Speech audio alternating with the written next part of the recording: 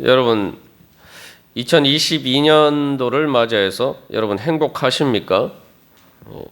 사실 우리가 이 행복하십니까? 라고 했을 때 이 질문에 대해서 예, 그렇습니다. 이렇게 우리가 자신 있게 대답하기가 참 쉽지 않은 것이 우리의 삶입니다. 그래서 이 행복이 무엇입니까? 행복은 단순하게 생각하면은 복 받으면 행복한 거죠. 그죠? 그래서 말 그대로 행복이라고 합니다. 성화의 축복은 그래서 행복입니다. 하나님의 가장 거룩한 축복이고 특별한 축복이고, 그렇기 때문에 하나님께서 우리에게 주시는 특별한 행복이 바로 성화의 축복입니다. 한마디로 말하면은 성화의 축복은 천국의 행복입니다.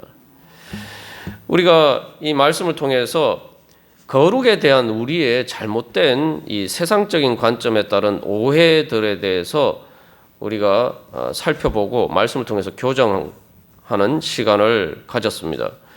그래서 거룩에 대해서 우리가 흔히 약간 구태의연한 약간 이 구식인 것처럼, 구닥다리처럼 그렇게 생각합니다만, 실제로 거룩이라는 것은 가장 세련된 최신의 명품과 같은 것이다. 보석과 같은 것이다. 우리가 나누었습니다. 금이나 보석이 왜 보석입니까?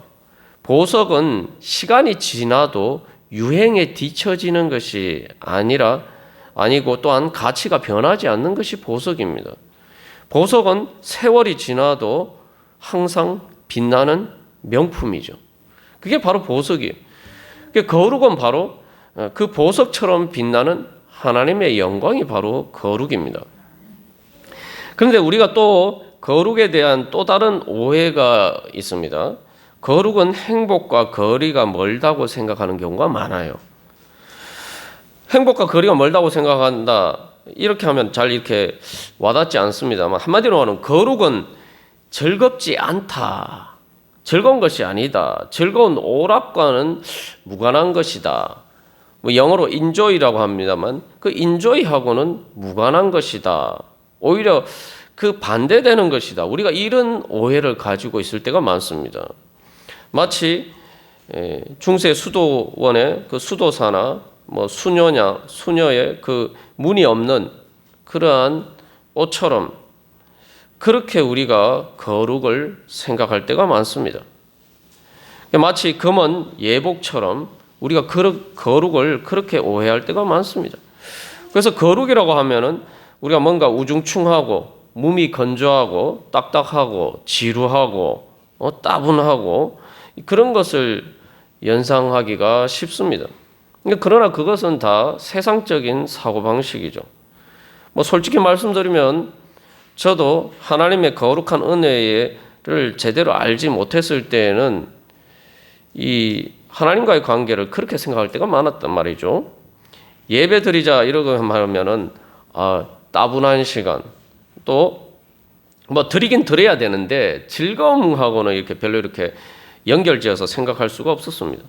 또 거룩한 삶에 대해서도 마찬가지였어요. 제 자신을 또 구별하여서 또 목회자로 주님 앞에 드리는 문제에 있어서도 그러려고 하니까 이 세상이 막 우울해지는 거예요. 세상의 즐거움 다 버리고, 그래서 우리가 이제 찬송가에도 있지만 세상 즐거움 다 버리고, 정말 세상이 너무 우울해지구나, 이런 이제 잘못된 생각을 가지고 그렇게 신앙생활할 때가 있었습니다. 그러나 그것은 지나고 보니까 다 이 거룩에 대한 큰 오해였다는 거죠. 여러분, 거룩이 보석과 같은 특별한 것이라면은 그것은 기쁘고 즐거운 것입니다. 여러분, 만약에 여러분이 지금 보석을 얻었어요. 누구한테 보석을 선물로 받았어요. 금이나 또 사파이어나 루비나 이런 보석을 받았어요. 여러분, 기분이 어떠시겠어요? 보고만 있어도 즐겁죠? 내가 그런 보물을 가지고 있으면은 다른 사람에게 내가 보여주지 않아도 내가 가지고만 있어도 즐겁습니다. 거룩은 바로 그런 것입니다. 그렇게 우리에게 즐거움과 기쁨을 주는 것이 하나님의 거룩한 축복입니다. 그게 바로 성화의 축복이에요. 그래서 예배는 원래 따분하고 지루한 것으로 생각되면 우리가 진정한 영과 진리로 거룩하게 하나님께 예배 드리는 예배가 아닙니다. 예배가 뭡니까? 예배는 우리가 며칠 전에 새벽 기도 말씀 때도 나눴습니다. 예배는 감사예요. 예배는 한마디로 정의하면 찬양입니다. 요한계시록에 보면 수많은 성도들이 천국에서 하는 일이 뭐냐? 찬양이에요. 다시 말하면 우리가 천국에 가면은 뭘 하느냐? 천국은 늘 예배하는 곳이다. 이렇게 얘기하면 천국에 가기가 조금 부담스럽네. 이렇게 생각할 수 있어요. 천국에 가면 맨날 예배만 한다. 별로 이렇게 즐겁지 않은 곳이구나. 이렇게 생각할 수가 있는데 그 예배에 대해서 잘못 생각하기 때문이죠. 예배는 찬양하는 거예요. 하나님이 나에게 주신 은혜를 우리가 받고 복을 받고 그것에 대해서 행복해서 그 복 때문에 주님 주신 행복 때문에 행복해서 노래하는 것이 그게 바로 예배입니다. 우리가 그래서 예배의 가장 중심되는 축이 또 설교잖아요. 설교 말씀이 뭡니까? 하나님이 우리에게 복 주시겠다는 말씀하시는 거 아니에요. 설교 말씀을 우리가 귀 기울여 듣지 않는 것은 하나님이 나에게 거룩한 세상이 주지 않는 하나님만이 주실 수 있는 특별한 복을 주시긴다라는 믿음이 없기 때문에 그래요. 설교 말씀을 통해서 하나님 우리에게 말씀하시는 것은 하나님이 복을 주시겠다 약속하시고 또 어떻게 하면 하나님이 주시는 그 특별한 복을 받을 수 있는지 그것에 대해서 하나님이 그 방법을 가르쳐 주시는 거죠. 그 세상에서 뭐 투자 설명회나 이런 곳에 가면 사람들이 많이 모이잖아요. 또 행복의 비결, 부자가 되는 비결, 이러면은 사람들이 다 쫓아가서 들으려고 하잖아요. 그죠? 그 예배 시간에 설교 말씀을 들을 때 그런 믿음으로 우리가 받아들여요. 주님께서 나에게 복 주시려고 하는데 어떤 복을 주시고, 주님이 주신 복을 받으려면 내가 어떻게 해야 되느냐? 여기 길을 곤두세우고 주님의 말씀을 들으면은, 그 당연히 복이 되죠. 그래서 이 예배는 하나님이 주시는 은혜에 대해서 하나님이 주신 축복에 대해 때문에 행복해서 주님께 찬양 드리는 겁니다. 그게 노래하는 거예요. 우리가 보면은 세상 사람들이 인조이하는 게 주로 어떤 겁니까? 세상 사람들이 인조이하는 것에도 항상 뭐가 있어야 돼요? 음악이 있어야 돼요. 음악. 그죠? 예. 그래서 그 음악이 있어야 되고 또 한두 사람이 모이는 것과 달리 그만큼 많은 사람들이 모여서 그 공연을 할 때에 그만큼 더 이렇게 행복하죠. 그 인조이하게 되죠. 예. 그게 바로 예배가 그런 것입니다. 그래서 요한계시록에는 수많은 성도들이 수를 셀 수 없는 허다한 수많은 성도들이 함께 주님을 찬양한단 말이죠. 그래서 우리가 이게 예배는 말 그대로 주님의 은혜에 감격해서 내 마음에서 노래가 저절로 흘러나오는 거예요. 주님이 나를 사랑하신 그 은혜 때문에 사랑이 있으면 노래가 있죠. 사랑이 있으면 행복한 노래가 있어요. 주님이 날 사랑하시는 것 때문에 행복해서 내 마음의 노래가 깊은 곳에서부터 우러나올 때 그게 바로 영과 진리로 드리는 예배입니다. 그렇게 되면 우리의 삶이 어떻게 됩니까?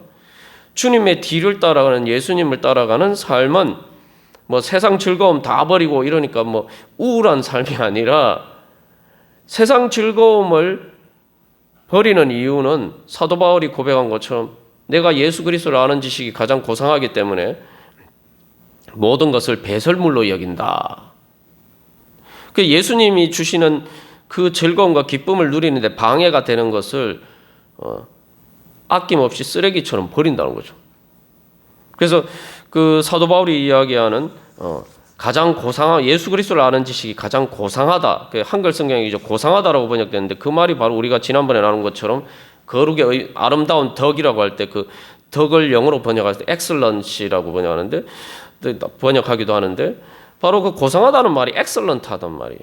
가장 탁월한 그러한 것을 내가 가진다는 거예요.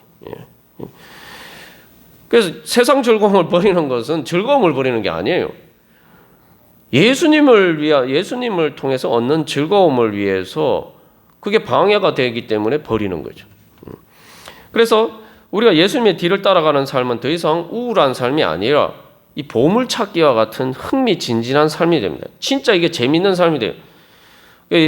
우리가 어렸을 때 기억을 돌이켜보면 초등학교 때 이렇게 소풍을 가면은 제일 즐거운 시간, 기대되는 시간이 사실은 보물찾기 시간이었거든요. 뭐 보물을 찾을 진짜 상품이 큰 보물을 내가 찾을 수 있을지 없을지 모르지만 하여튼 보물찾기 시간이 늘 흥미진진했단 말이죠. 그래서 성경에서 예수님 말씀하시지 않습니까? 천국은 밭에 감추인 보화와 같다. 그러니까 우리의 삶이 하나님께서 우리를 위해서 감추어 두신 그 보물을 찾는 그러한 흥미진진한 그러한 삶이 되는 거죠. 그 예수님을 따라가는 것은 그렇기 때문에 보물찾기와 같은 행복한 즐거운 여정이 되는 것입니다. 그게 바로 거룩이. 그래서 이 성경에서도 이 거룩에 대해서 이야기를 할 때 항상 이 찬양과 관련해서 이야기를 하죠. 그래서 하나님이 거룩하시기 때문에 하나님이 모든 즐거움과 기쁨과 노래의 원인이 되는 겁니다. 하나님이 가장 귀하신 분이시고 가장 나에게 아름다운 분이기 때문에, 그래서 거룩이란 개념을 우리가 아름답다라는 보물이나 보석과 연결시켜서 이해를 해야 되고, 그것은 하나님의 영광과 관련해서 이야기를 해야 돼요. 영광이라는 게 빛나는 거 아닙니까? 그죠? 그리고 또한 사랑과 연결해서 이야기를 생각해야 되고, 또 그렇기 때문에 그것은 우리에게 가장 아름다운 것은 뭡니까? 아름다운 것은 내가 마음이 끌리는 거죠. 아름다운 것을 보면은 우리가 마음이 즐거워지고 기쁨이 생깁니다. 예. 거룩하신 하나님이란 것은 아름다우신 하나님. 그래서 우리가 그 소요리 문답 제1문이 뭔지 혹시 아십니까? 제가 여러 번 나눴습니다만, 소요리 문답의 제1문은 사람이 제일 되는 목적, 그게 하나님이 사람을 창조하신 목적, 또 우리의 삶의 목적이 뭐냐라고 이야기했을 때 그 답은 하나님을 영화롭게 하고 영원토록 그를 즐거워하는 것이다. 중요한 것은 보통 앞에 하나님을 영화롭게 한다, 하나님께 영광 돌린다, 이 부분만 생각하는 경우가 많습니다만 그 다음이 중요한 거예요. 영원토록 그를 즐거워한다. 그 영어 원래 원문에는 그 즐거워한다는 말이 enjoy라는 단어를 사용하고 있습니다. 영원토록 하나님을 즐거워하는 것이 사람의 목적이에요. 그래서 에베소서 말씀에서도 에베소서 1장 3절에서 12절까지의 말씀에서도 하나님이 왜 인간을 창조하셨나? 거룩하게 특별히 구별하여 우리를 불러주신 이유가 뭐냐? 바로 하나님의 은혜의 영광을 찬송하게 하기 위해서 우리를 부르셨다. 제가 이게 예전에 이 말씀을 의미를 제대로 몰랐을 때는 내 인생의 목적이 나의 즐거움하고는 상관없이 하나님을 즐겁게 해드리는 것이 내 삶의 목적이란 말인가? 이런 식으로 자꾸 이게 오해를 했었습니다. 여러분들은 안 그러셨는지 모르겠지만 저는 이제 예전에 그렇게 생각했다. 그런데 이 말씀을 제대로 깨달아 알고 보니까 그게 아니에요. 그래서 창세전에 그리스도 안에서 우리를 택하사 우리로 사랑 안에서 그 앞에 거룩하고 흠이 없게 하시려고, 이게 뭡니까? 이게 성화의 축복이죠. 거룩하고 흠이 없게 하시려고 그렇게 만드셔서, 이유가 뭐냐? 바로 우리에게 거저 주시는 바 그의 은혜의 영광을 찬송하게 하려는 것이다. 이게 말씀의 의미를 제대로 깨달아 알고 보니까 나를 기쁘게 해주시겠다는 거구나. 그래서 내가 주님 때문에 기뻐서 행복해서 주님을 찬송하게 하려는 거구나. 내가 주님이 날 사랑하시기 때문에 내가 날 사랑하시는 그 주님의 사랑 때문에 내가 행복해서 주님을 노래하는 거죠. 세상의 노래의 대부분은 뭡니까? 다 연애하고 관련되어 있죠. 남녀 간의 사랑과 관련된 노래가 거의 제가 볼 때는 한 3분의 2, 거의 어떤 건 80%, 90%가 다 그런 노래 아닙니까? 그죠? 하나님이 날 사랑하시는 사랑 때문에 행복해서 노래하게. 그게 하나님이 우리를 창조하신 목적이란 거예요. 그렇기 때문에 거룩하신 하나님이 계신 곳이 바로 천국이고, 가장 거룩하신 그 하나님을 만나는 곳이 천국이고, 천국은 가장 행복하고 즐거운 곳이다. 이렇게 얘기할 때 결국 뭡니까? 거룩하신 하나님과 함께하는 그 거룩한 자리가 가장 행복하고 즐거운 곳이다. 하나님께서는 우리에게 그런 축복을 주시기를 원하신다. 성화의 열매가 뭐냐? 성화의 축복이 뭐냐? 그것은 바로 거룩의 축복이에요. 그래서 내가 거룩한 성도가 되어서 바로 거룩한 능력을 얻어서 바로 그 가장 행복한 거룩한 천국에 들어갈 수 있도록 해주시는 것이 하나님께서 우리에게 주시는 성화의 축복이고 그것이 바로 성화의 열매입니다. 천국은 그래서 거룩한 곳이죠. 그래서 성화의 열매라고 할 때 우리가 성화가 된다. 내가 이제 성령을 받아서 하나님의 자녀로 거듭나서 예수님을 닮아가고 내 아버지 하나님을 닮아간다. 그 성화가 왜 중요하냐? 성화라는 건 다른 말로 하면 거룩하게 우리가 변화되어 가는 것인데 거룩하게 변화되어 간다는 것을 다른 말로 하면 천국이 이루어져 가는 겁니다. 우리가 이것을 알아야 돼요. 그러니까 우리가 이것을 알면은 내가 무엇보다도 성화의 축복을 위해서 간절하게 기도해. 주여 저를 거룩하게 변화시켜 주시옵소서. 그걸 다른 말로 하면 그래야지 천국의 행복을 내가 누리고 천국이 내 삶 가운데, 내 심령 가운데, 내 삶 가운데 이루어져 갈 수가 있는 겁니다. 그러니까 우리가 왜 주님의 은혜를 거룩하신 주님께서 우리에게 주시는 그 크신 은혜를 제대로 못 받아 누리느냐. 이 복을 받으려면은 주님이 주시는 복을 받으려면 하나님이 나한테 주시는 복이 무엇인지 정확하게 알아야 되죠. 근데 자꾸 우리는 복을 생각하면은 뭐 이 세상적인 관점에서 자꾸 이게 생각하기 마련입니다. 물론 하나님이 그런 복도 우리에게 안 주시는 게 아니에요.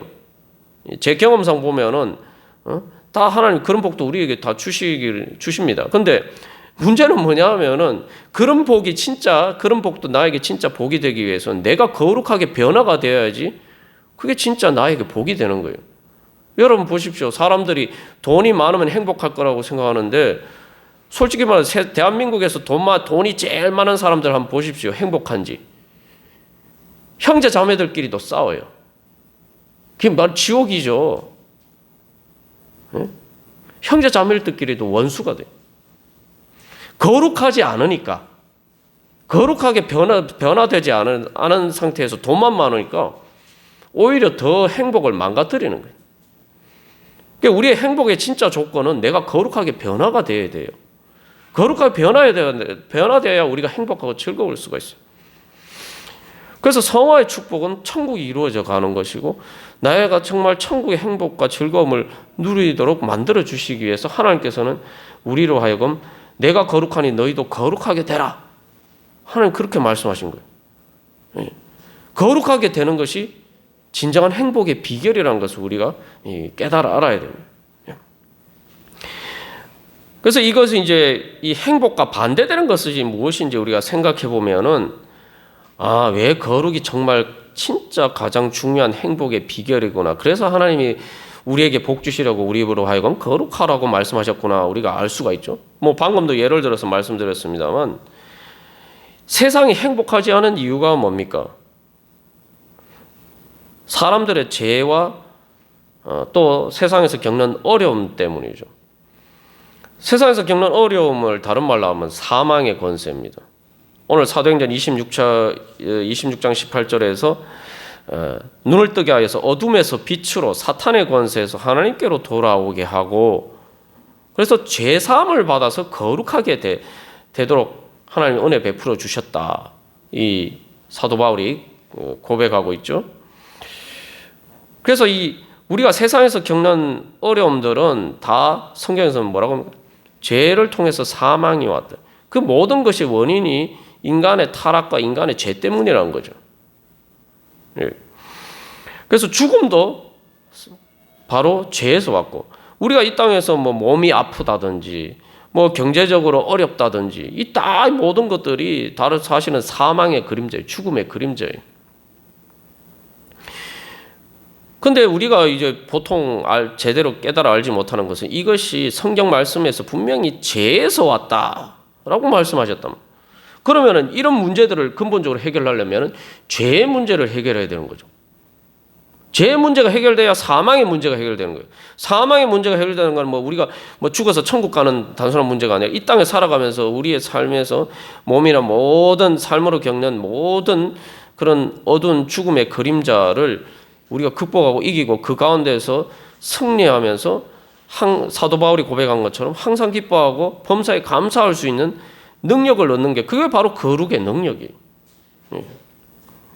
그런데 우리는 이 하나님이 분명히 성경에서 우리가 생각해 보면은 익히 잘 알고 있는 말씀인데 이 말씀의 의미에 대해서 제대로 깨달아 알지 못하고 있단 말이에요. 다시 말하면 사망의 그림자에서 우리가 주님께서 나를 구원해 주시기를 원하면서 그런 복을 구하면서 죄에서 구원받는, 죄에서 내가 성화되는 이 거룩의 복을 구하지 않는단 말이죠. 그러니까 죄에서 사망이 왔으면은 죄의 문제가 해결되는, 사도 바울의 사도행전 26장 18절에 죄사함이라고 했죠. 그죠? 죄의 문제가 해결돼 내가 내 안에 죄의 흔적들이 사라지는 그 성화의 그런 열매들이 맺혀져야지 내가 이 사망의 문제도 해결이 되는데 이 앞의 문제에 대해서는 전혀 우리가 관심이 없고 그것을 구하지 않으니까 성화의 열매를 구하지 않으니까 성화의 열매를 맺지 못하니까 사망의 문제도 해결되지 않는 거예요. 우리가 이걸 잘 깨달아 알아야 됩니다. 그래서 사람들이 또 착각하는 것 중에 하나가 이 죄와 사망을 잘 연결시켜서 생각하지 못해요. 그래서 보통 어떤 식으로 오해를 하냐면 거룩에 대한 오해를 뒤집어서 다른 말로 하면은 사람들은 죄 짓는 것이 즐거운 것이라고 생각해요. 왜 거룩이 나의 행복과 즐거움과 거리가 멀다고 생각하냐면은 죄 짓는 것이 즐거운 것이라고 생각하기 때문이죠. 아이고 예수 믿으면 거룩하다고 이것도 하지 말고 저것도 하지 말고 내가 무슨 수도사냐? 내가 수녀냐? 이런 식으로 생각한단 말이죠. 하나님이 내가 거룩하니 너희도 거룩하라 이렇게 말씀하시니까 하나님이 이것도 하지 말고 저것도 하지 말고 내가 즐거워하는 세상에 즐거운 것은 다 하지 말라고 말씀하시니 세상이 참 암울하구나. 우리가 이렇게 생각한단 말이죠. 그게 바로 우리가 거룩하지 않기 때문에 그런 식으로 생각하는 거예요.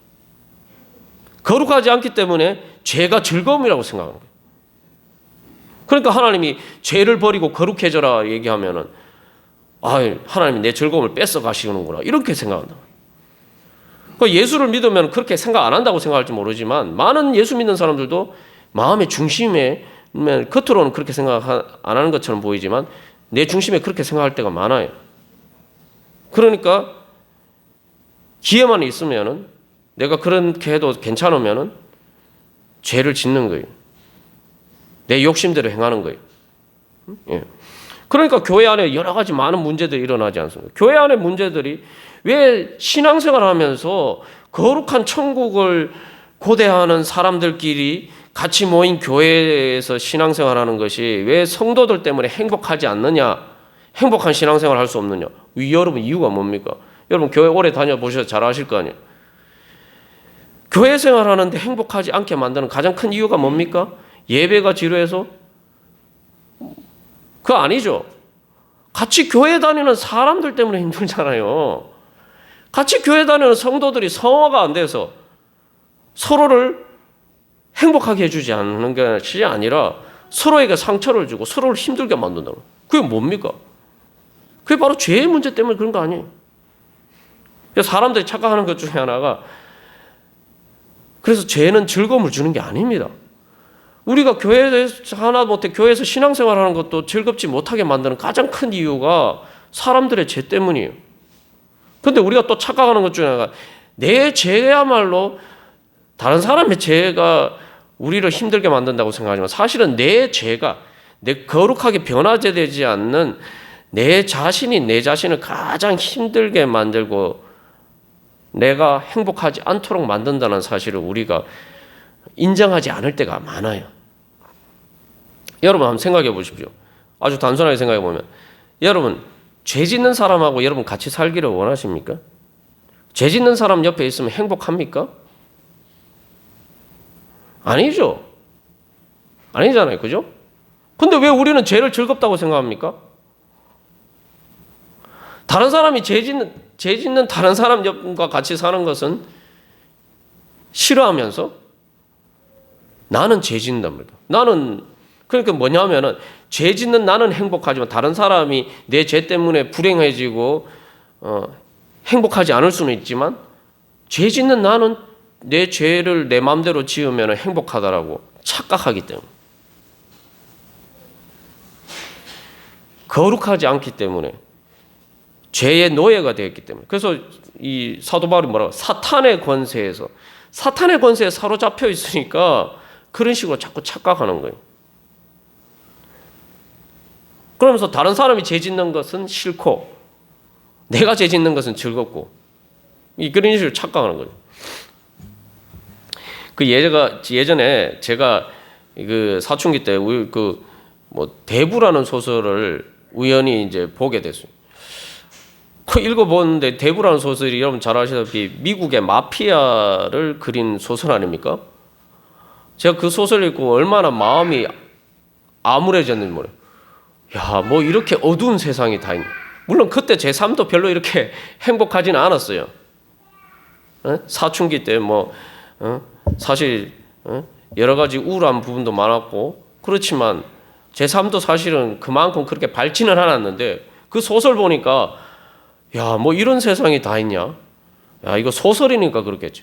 진짜 막 그 소설 읽고 나면 세상이 너무 암울해요. 세상에 희망이 없어. 그런데 이제 나중에 이렇게 대학을 가서 우연히 보니까 뭐 이탈리아의 그 이제 마피아들이 그 폭탄을 터뜨려서 그 마피아를 척결하는 판사와 검사를 이렇게 이제 암살한 그런 기사가 실제로 보니까 이게 세상의 현실이구나. 그 세상이 진짜 암울하죠. 사춘기에 정말 우울했던 나보다 더 우울한 세상이 있었던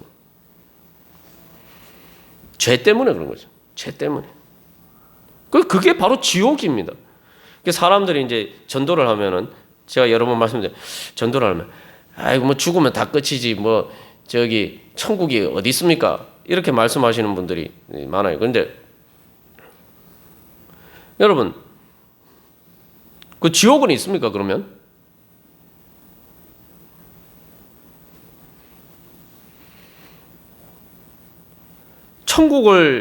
저는 이제 천국을 예수님 통해서 천국을 경험하니까 진짜 이 내 마음의 천국만 이루어져도 이렇게 행복한데 정말 내 모든 삶의 환경조차도 변화되는 그 천국에 가면 얼마나 행복할까 이렇게 이제 소망이 생겼는데 근데 제 삶에 돌이켜 보면은 지옥도 믿을 수밖에 없었어요. 왜냐하면은 아니 지옥이 죽어서 가는 지옥이 뭐 죽어서 무슨 지옥에 가냐 지옥 그런 게 어디 있어 이렇게 생각하는데 아니 지옥이 죽어서 가는 게 아니라 지옥이 내 마음 안에 있더라고요. 예전에는 제가 이제 막 가정 형편이나 여러 가지 그런 어려운 부분에 지옥이 내 환경을 통해서 온다라고 이렇게 생각하였는데 그래서 내 환경의 문제만 벗어나면은 내가 행복해질 수 있다. 내가 어른이 돼서 이제 내가 열심히 노력해서 열심히 공부도 하고 열심히 노력해서 내가 어른이 돼서 내 삶을 내 스스로 결정할 수 있는 그래서 내 환경을 내가 결정할 수 있는 그런 상황이 되면 내가 뭐 그래도 소소하게 그렇게 행복하게 살 수 있지 않을까 이런 희망을 가졌는데 사춘기가 되면서 보니까 이게 지옥이 환경에 있는 게 아니라 지옥이 내 마음 안에 있더라고요. 예. 보니까 지옥의 출입구가 내 마음 안에 있어요. 그러니까 죽는 순간에 바로 나는 그 지옥의 출입구를 통해서 지옥에 들어가는 거죠. 근데 그 지옥이 어디서 왔냐? 그게 바로 죄의 문제. 내 마음의 원죄. 그래서 내가 예수님이 우리를 죄에서 구원하셨다. 죄에서 구원하셨던 건 다른 말로 우리를 지옥에서 구원하셨다. 이 복음의 진리를 새롭게 깨달아 알게 되고 그래서 주님 저를 이 지옥과 같은 것에서 죄에서 저를 구원해 주십시오. 그렇게 기도를 했을 때 그 주님께서 구원을 해주셨어요. 그리고 해방되고 나니까 그 찬송가에 그 복음송 있잖아요.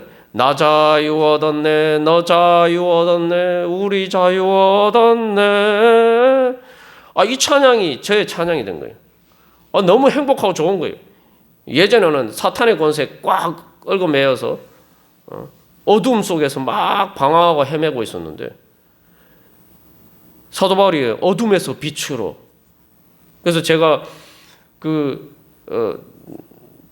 대학 때도 그 노래 참 그 찬양 좋아했습니다만 가스펠 중에 나는 어둠이었었는데 밝고 환한 빛이 되었네. 나는 눈물이었었는데 맑고 고운 웃음 되었네. 이게 이제 찬양이 된 거예요. 하나님이 내 죄의 문제를 해결해 주시니까 내 마음에 빛이 비치고 내 인생에 새로운 지평이 열리는, 천국의 지평이 열리는 거예요. 그전에는 앞이 캄캄하고 예전에는 환경의 문제만 해결되면 내가 어른이 되면 그래도 행복하게 살 수 있을 것이라고 생각했는데 내 안에 죄가 있으니까 내가 어른이 되어 내가 행복하게 살 수 없구나. 내 인생에 희망이 없구나. 내 인생은 정말 캄캄하구나. 이렇게 되었는데 이제는 제 앞에 하나님의 그 천국의 빛이 환하게 비치는 삶으로 변화가 됐다는 거예요. 그게 하나님께서 우리에게 주신 거룩의 축복입니다.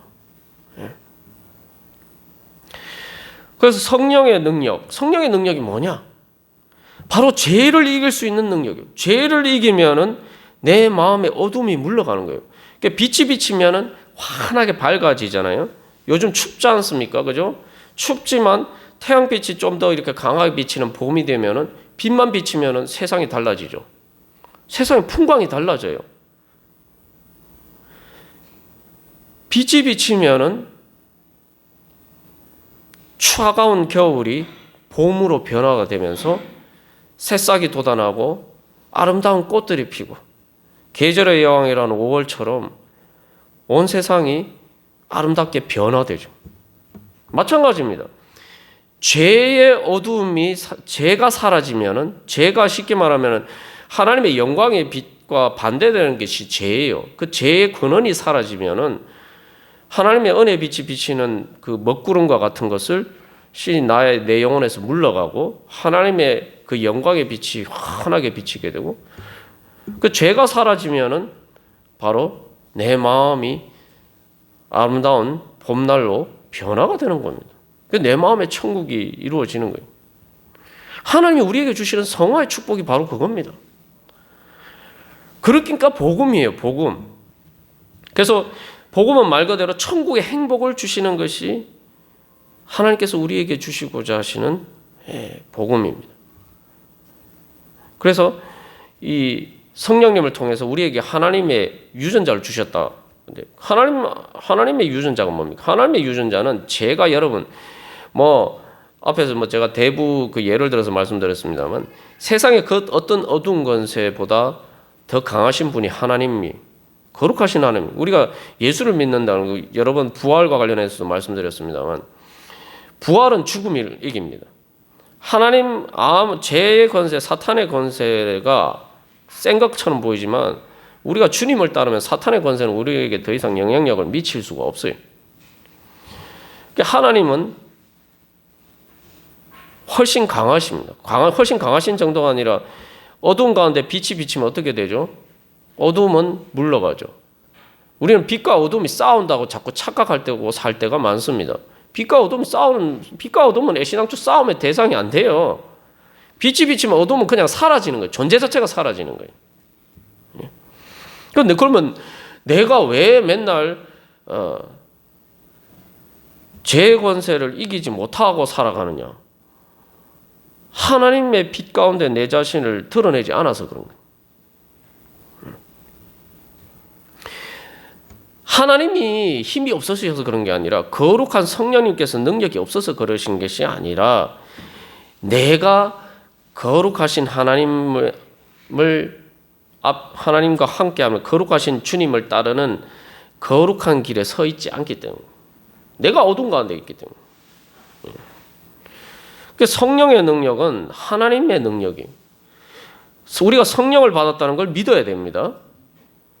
하나님이 나에게 성령의 능력을 주셨다는 건 하나님의 능력을 주셨어요. 죄와 사망의 권세를 이기시는 예수 그리스도의 능력을 우리에게 주셨다는 거예요. 응? 우리가 그걸 믿어야 돼요. 그래서 성령의 능력은 바로 새 창조의 능력이죠. 그래서 우리가 창세기 1장을 보시면 창조의 역사가 어떻게 이루어집니까? 어두운 가운데 첫 번째 날에 하나님이 새 창조하시는 게 뭡니까? 빛이죠. 어두운 가운데 빛이 비치니까 그때부터 창조가 시작되는 거예요. 내 마음에 하나님의 영광의 거룩한 빛이 비치기 시작하면 내 마음의 어둠이 사라지고 하나님의 새 창조의 역사가 시작이 됩니다. 천국으로 이제 변화되는 역사들이 시작됩니다. 우리가 2022년도 새해가 밝았다라고 이야기하지 않습니까? 진짜 그런데 새해가 밝으려면은 내 마음에 주님의 거룩한 빛이 더 밝게 비춰야 돼요. 주님이 빛이 어두워서 그런 게 아니라 내가 주님을 향해서 거룩하게 내 자신을 구별하여 드리면서 거룩함을 향한 소망을 가지고 내 안에 계신 성령님의 역사를 믿고 내가 그 성령님이 내 안에 역사하실 수 있도록 내 자신을 드리는 가운데 내 마음의 창을, 내 마음의 문을 주님의 영광의 빛을 향해서 우리가 활짝 열고 주님 앞에 나아갈 때에 바로 주님께서 우리를 빛이 비치면은 저절로 거룩하게 변화가 되는 새 창조의 능력이 나타납니다. 우리가 그래서 2022년도 하나님께서 우리에게 그냥 새해가 밝은 것이 아니라 진짜 거룩한 새해가 밝아오도록 주님께서 우리를 불러주셨습니다. 우리가 그 소망을 가지고 그래서 여러분 이 주보 뒷면에 있는 그 올해 목표와 또 한 주간 기도문 내용을 따라서 열심히 기도하시는 가운데 죄와 사망의 권세를 이기시는 거룩한 능력으로 승리하셔서 하나님의 축복의 성화의 열매를 맺는 그러한 귀한 복된 한 해가 되시기를 간절히 소망합니다. 다 같이